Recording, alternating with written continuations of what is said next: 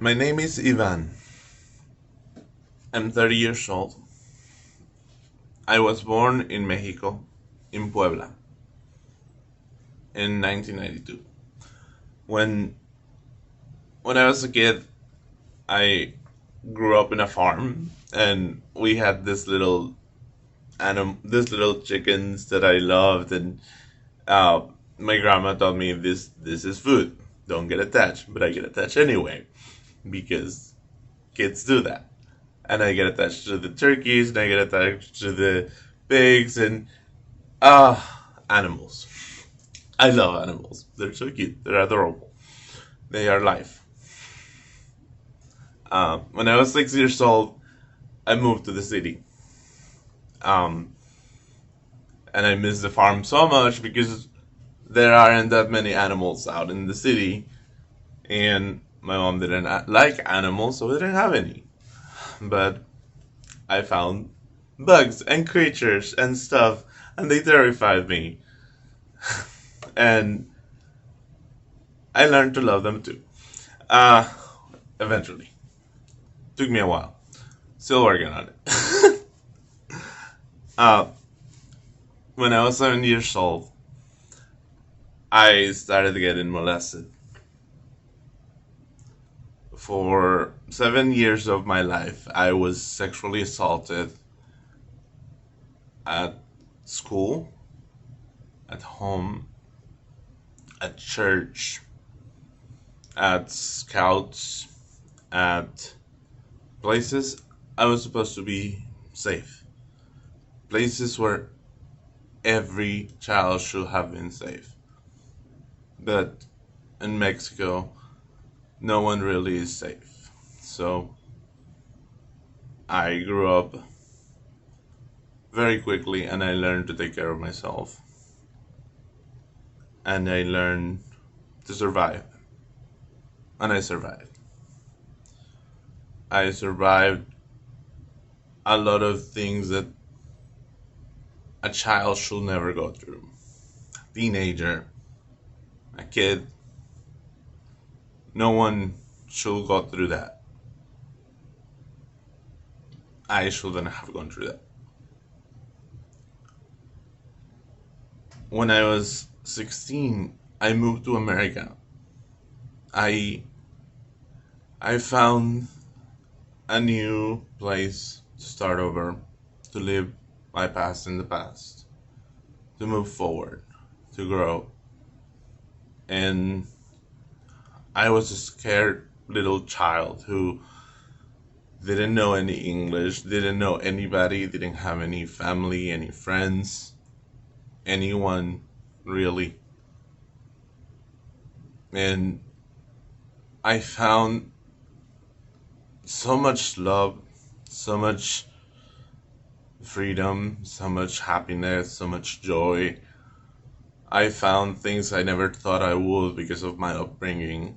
I thought I'd be alone for the rest of my life, but I have never felt more love than I have in Texas, in America. In America, I learned there are so many different types of love that you take for granted when you grow up with them.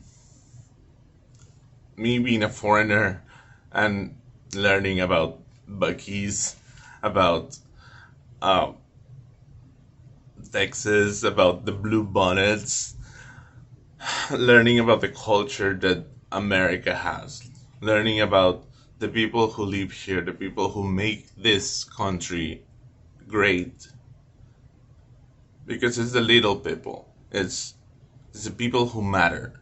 It's the people who live here.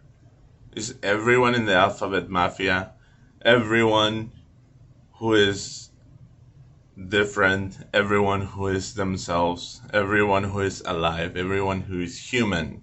That's what makes America the best. That's what makes Texas the best as well. But that's what I found here in America. Love, joy, pride, things that are so powerful but so lost and so undervalued by most of the people who have them, because we don't take pride on who we are, we don't take pride on each other, we don't take care of each other as much as we should. And I really wish every person in this country will take care of their neighbors, of each other, of one another. I really wish we could look at everyone who thinks differently than us and empathize with their story, with what they might have gone through, what they might have felt at one point or another. Because we're all humans. We all we all want to be loved. We all want to be wanted. We all want to be needed. We all want to be celebrated. And we all deserve it. And we don't do it for one another. And we let our differences blind us. Because someone who doesn't look like you, someone who doesn't think like you, someone who doesn't feel like you is different, but it's human and it's real and it's true.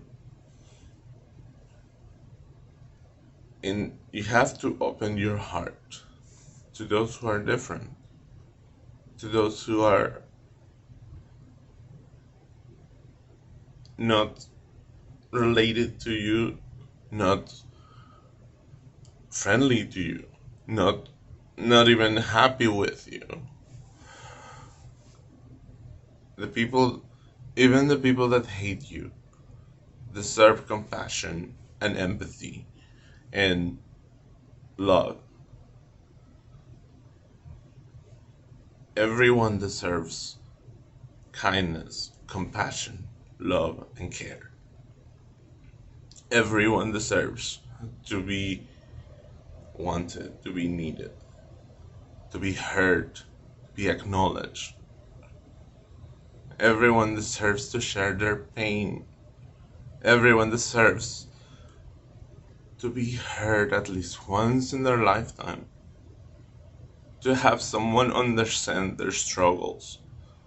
To have someone understand how it feels to live in this world where society tells you your existence is wrong, that you don't have a place at this table.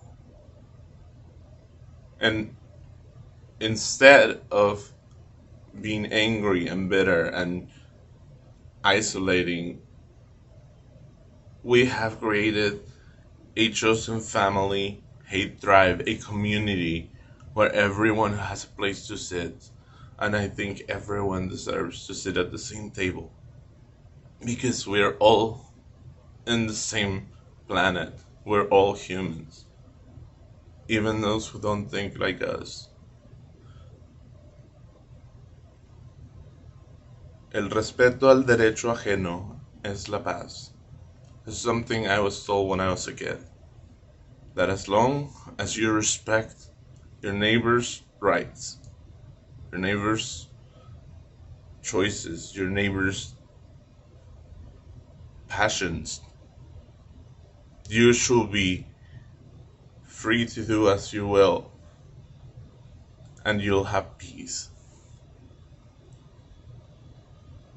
I think in this moment in America, we need to take a look at ourselves,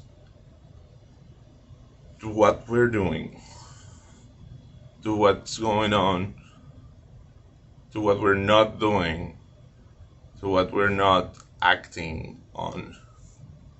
Because not doing anything while someone is being hurt is just as bad as hurting them. When you don't take a stand and someone's being oppressed, you are taking the side of the oppressor. And it is your moral duty to rise up, to stand up, and to do what's right. Sometimes that means admitting you're wrong, and sometimes it means you have to learn better, or you have to learn something different, and that's perfectly okay. This is this is my life story. This is my feelings about America, about Texas. This is a message to anyone who listen, to anyone who care, to anyone who knows me, to anyone who might need those words, to myself, because I'll need those words at some point myself. I, a foreigner, found a chosen family here in America. And I'm very happy about it, and I'm very proud of it. I'm proud of being an American because I am an American. I am a Texan.